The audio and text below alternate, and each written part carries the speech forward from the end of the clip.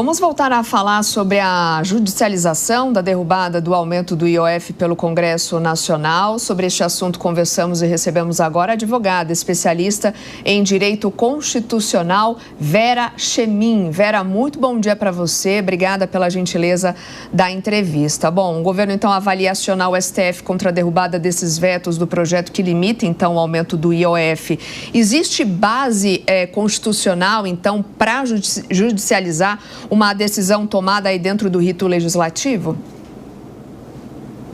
Bom dia, Soraya. Bom dia para todos os seus telespectadores da Jovem Pan News. É um prazer estar aqui. Sim, o governo pode, sim, judicializar essa questão junto ao STF por meio de uma ação direta de inconstitucionalidade. Já temos outros precedentes nesse sentido, no que se refere ao controle abstrato de constitucionalidade, ou seja, como eu falei, por meio de uma ação direta de inconstitucionalidade, tentando apresentar fundamentos jurídicos que venham a convencer o Supremo de que o decreto legislativo seria inconstitucional. Vera, bom dia. O governo justamente ele defende que ele tem essa prerrogativa em relação ao IOF. Então, a ideia é sustentar isso na justiça e, portanto, reverter essa decisão. Seria isso? É mais ou menos isso, Marcelo. Bom dia. Bom dia.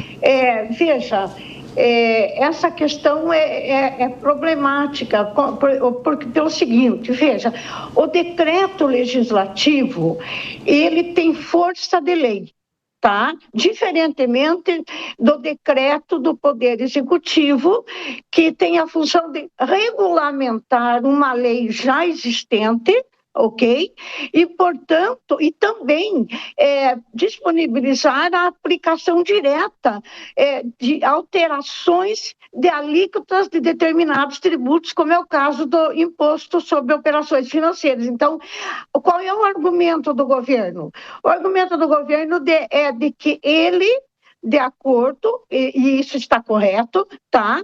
De acordo com o parágrafo 1º do artigo 153 da Constituição Federal de 1988, o Poder Executivo pode sim majorar ou não as alíquotas do imposto sobre operações financeiras.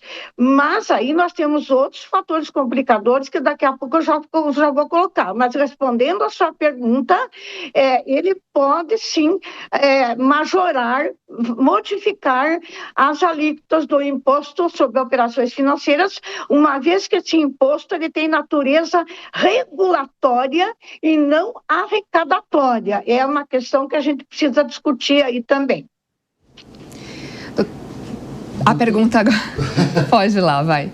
Doutora, bom dia.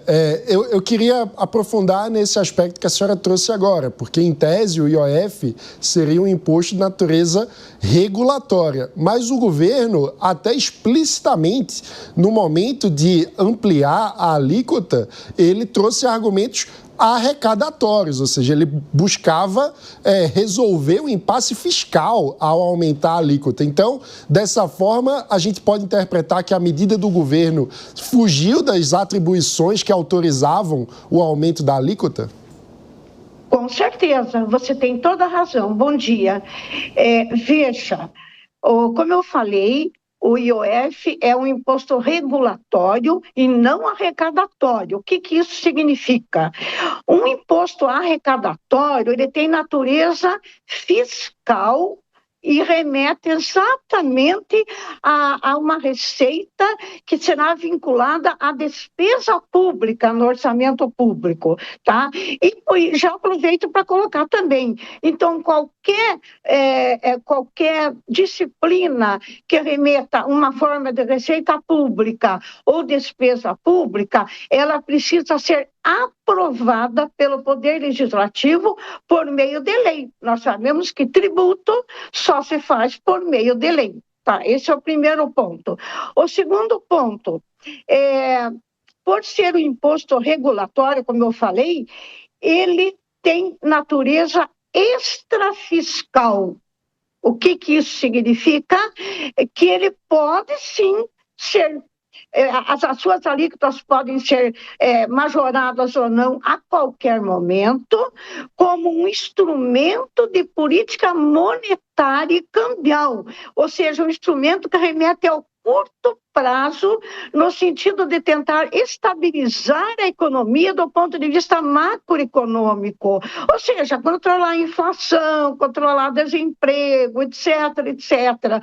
Então, veja bem, pode, só que a partir do momento que ele tem uma natureza regulatória, ele não poderia ser utilizado em hipótese alguma com uma finalidade arrecadatória. Portanto, nós temos aí o primeiro fator complicador que eu havia mencionado no início, no sentido de que o decreto legislativo ele será considerado constitucional a partir do momento que nós partamos do pressuposto de que teria havido um desvio de finalidade, ou seja, utilizamos um imposto regulatório que tem o fim de controlar, de regular a economia, regular o mercado, né, controlar o investimento, a produção, o consumo, e utilizamos a suposta arrecadação desse tributo, né, para fins fiscais, ou seja, para cobrir gasto público. Isso não pode acontecer, ou seja, o governo irá afrontar o princípio da legalidade, de novo, pelo fato do IOF ser um princípio de natureza regulatória e não arrecadatória. Vera, pergunta agora do Gesualdo Almeida. Professora Vera, bom dia. Professora, quando a gente vê todo esse imbróglio aí do IOF, a princípio, a ADIM proposta é formalmente irregular. Proposta por um partido que tem representatividade, está lá no artigo 103, foi o PSOL quem propôs, aqui como um longa-manos do governo, é verdade, mas é um partido político, no foro competente, que é o Supremo Tribunal Federal. Portanto, formalmente, a ação ela é viável. Agora, imaginemos uma eventual procedência dessa ação, reconhecida a inconstitucionalidade do decreto legislativo. O Executivo edita um decreto, o Legislativo derruba por decreto, o Judiciário retrai aquele decreto do Executivo. Estamos aí perante uma crise institucional, já dessa tão combalida relação entre poderes, caso o Supremo venha tomar uma decisão dessa?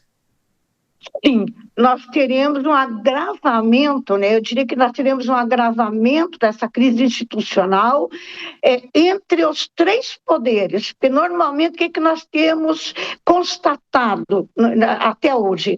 Uma crise entre o poder legislativo e o poder judiciário. Agora nós teremos uma crise que vai incluir ainda mais o poder executivo e nós não podemos deixar de observar que, a despeito de uma futura decisão do STF sobre a constitucionalidade ou não desse decreto legislativo, a partir do momento que o STF decida pela inconstitucionalidade, é preciso que você tenha consciência de que nós estamos, que o Poder Judiciário está afrontando o Poder Legislativo, uma vez que 383 deputados aprovaram esse decreto legislativo. Ele passou pela Comissão de Constituição e Justiça da Câmara, quer dizer, pela de Finanças também. Não é possível que se use